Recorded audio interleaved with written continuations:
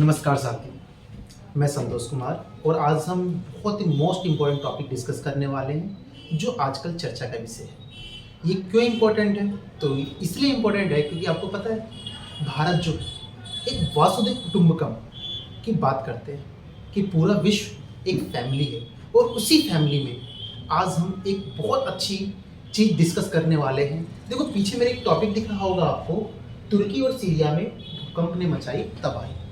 अभी आपको पता है काफ़ी फेमस जो न्यूज़ चल रही है हमारी वो यही चल रही है कि तुर्की के अंदर आए दिन भूकंप आ रहे हैं कंटिन्यूअस। जैसे 6 फरवरी को है, उसके बाद अभी 2-4 दिन पहले आया भूकंप।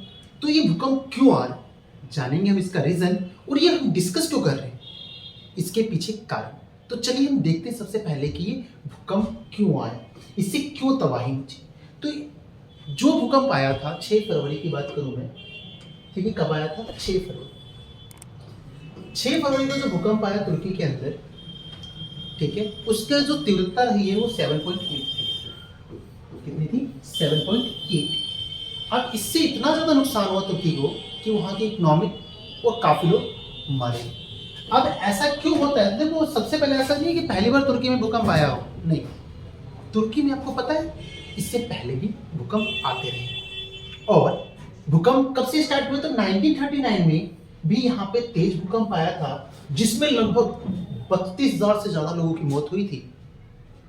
32,000 पीपल्स जो है वो इस भूकंप पे मारे गए थे। इसके साथ ही अगर बात करें कि ऐसा होता क्यों है, रीजन क्या है यहाँ पे बार बार भूकंप आने का, तो देखिए कुछ पॉइंट्स लिखे हैं मैंने। सबसे पहले पॉइंट डिस्कस करते हैं हम, तुर्की में बार बार भूकंप आने का कारण है टेक्टोनिक प्लेट्स। आपको पता है, आपने अगर पढ़ा है तो बताया जाता है कि हमारी जो अर्थ है वो प्लेटों पर डिपेंड, यानी अर्थ के नीचे जो है बेस वो क्या है? प्लेटें हैं। और प्लेटें क्या है? एक डायनेमिक प्रोसेस है उनका, वो चलती रहती हैं, क्या है? गतिमान है। और प्लेटें जब आपस में टकराती हैं तो भूकंप आते हैं, ठीक है। ऐसी ही एक प्लेट का नाम है टेक्टोनिक प्लेट्स, ठीक है। टेक्टोनिक प्लेट्स की वजह से यहाँ पे भूकंप आते हैं। और लगभग अगर मैं बात करूं तो 8 करोड़ की आबादी वाला देश है और 4 टेक्टोनिक प्लेटों पर बसा हुआ है। देखो 4 टेक्टोनिक प्लेट्स है जिसपे तुर्की बसा हुआ है। टर्की से हम कहते हैं, तुर्की कह सकते हो आप, टर्की कह सकते हो। तुर्की कहा जाता था इसको पहले, अब टर्की है, तुर्की कुछ भी नाम ले सकते हो, ठीक है। तो अब ये यहाँ की आबादी कितनी है? तो 8 करोड़ है और ये कितने? 4 टेक्टोनिक प्लेटों पर बसा हुआ है, ठीक है। एक प्लेट के हिलने से पूरा क्षेत्र जोरदार झटके महसूस करता है। सोचो 4 प्लेटें हैं यहाँ पे, तो अगर एक में मूवमेंट हुई, एक भी अगर गतिमान है, कुछ हलचल उत्पन्न कर रहा है, तो पूरे तुर्की के अंदर तबाही ला सकता है। तुर्की का सबसे बड़ा हिस्सा एंटोलियन प्लेट पर बसा है, यानी कि अगर हम 4 प्लेटों में से बात करें तो उसका एक लार्ज जो हिस्सा है ना, वो आपका एनाटोलियन प्लेट जो है उस पर बसा हुआ है। जो 2 प्रमुख प्लेटें हैं, यूरेशियन और अफ्रीकी, और एक छोटी अरबियन के बीच स्थित है। यानी कि जो ये हिस्सा है वो कहाँ पे लोकेटेड है? 2 प्रमुख प्लेटें यूरेशियन और अफ्रीकी प्लेट, ठीक है, और एक छोटी प्लेट अरेबियन के बीच में बना हुआ है। अफ्रीका और अरब प्लेटें जैसे ही शिफ्ट होती है पूरा तुर्की जोर से कांपने लगता है। इसका मतलब ये बताया गया है कि जब अफ्रीकी और अरबी प्लेट, अरब की जो प्लेट है या अफ्रीका की जो प्लेट है, जब वो हिलती हैं तो पूरा तुर्की जो है वो कांपने लगता है। और जब कांपने लगता है पूरा तुर्की तो कंडीशन कैसी होती है? तो कुछ इस तरीके की कंडीशन हमें देखने को मिलती है। ये जो मंजर है, ठीक है, ये जो मंजर देख रहे होगे आपको, कितना भयानक मंजर दिख रहा होगा कि बिल्डिंगें गिरी हुई हैं, ये राहत जो कर्मी है इसको बचाव कार्य कर रहे हैं कुछ, ठीक है।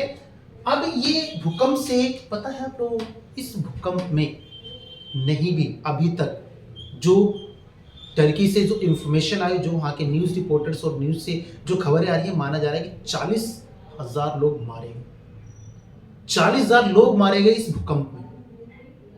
और इतनी ज्यादा तबाही हुई कि तुर्की शायद ही जल्दी उठ पाए। लेकिन हम ये पढ़ क्यों रहे हैं, इंपॉर्टेंट क्यों हमारे लिए?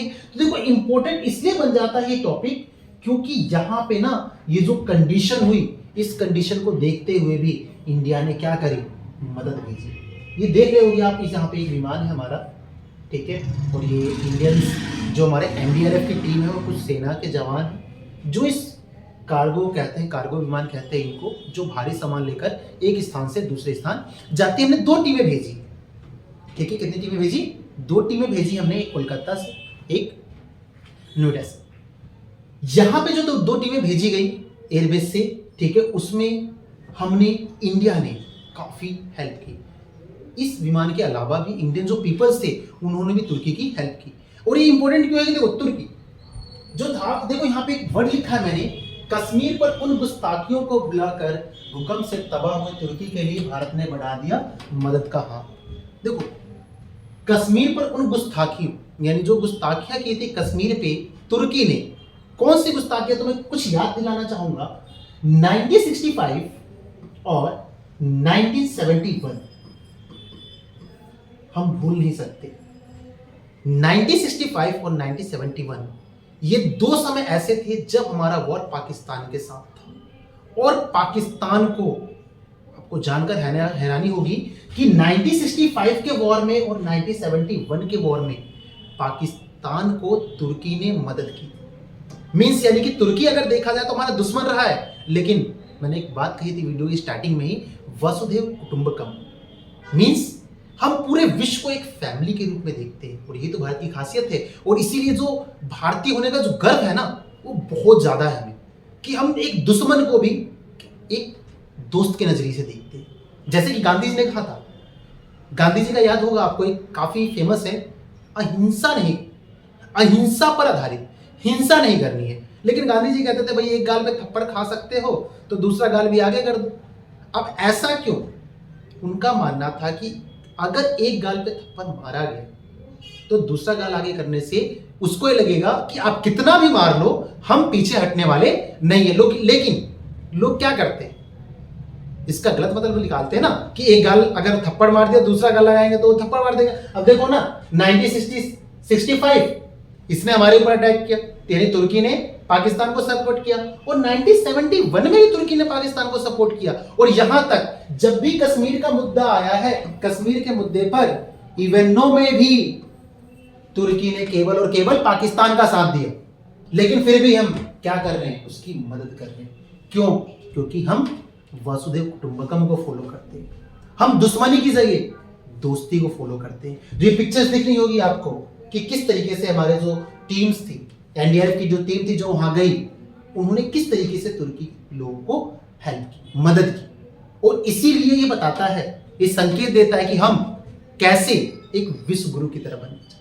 आपको पता होगा कि एक ऐसा ही वॉर चल रहा था यूक्रेन के साथ, यूक्रेन और रसिया, किसी से भी नहीं भूले, एक लंबे समय तक वॉर चला। लेकिन आपको पता है जब यूक्रेन और रसिया का वॉर चल रहा था और इंडियंस यूक्रेन में फंसे हुए थे, तो वहां पे भी निकालने के लिए हमारी टीम गई थी। और जब एक फ्लैग, जो हमारा नेशनल फ्लैग है, तिरंगे के नीचे जब यूक्रेन से लोग चले तो यूक्रेन और रसिया दोनों ने फायरिंग बंद कर दी थी। देखो कितना जो ओहदा है हमारा कितना ऊंचा है, कि जब तिरंगे के नीचे बस चलने लगी तो यूक्रेन और रसिया दोनों ने फायरिंग बंद कर दी कि भारतीय जा रहे हैं, उनको जाने दो। तो ये रिस्पेक्ट हमारी है पूरे वर्ल्ड के अंदर, और यही रीजन है कि हम एक भारतीय होने पे गर्व हासिल करते हैं, अपने आप को एक अच्छा महसूस करते हैं। क्यों? क्योंकि हमेशा से हमने सदैव सभी की सहायता की हो। और ये टॉपिक भी इसी से कि एक दुश्मन जो कि कभी हमारा साथ नहीं देता था, लेकिन हमने फिर भी उसकी मदद की, चाहे किसी भी तरह की मदद हो। और यहां तक कि जो वहां के लोग हैं, तुर्किश लोग हैं, उन्होंने भी हमारी टीम को काफी ज्यादा बधाइयां दी। ठीक है, तो ये कुछ ये पॉइंट इंपॉर्टेंट था आपको डिस्कस करने के लिए, क्योंकि हमें पता होना चाहिए कि तुर्की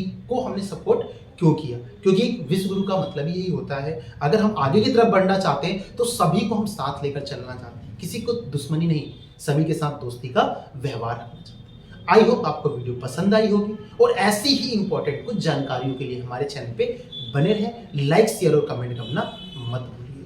धन्यवाद।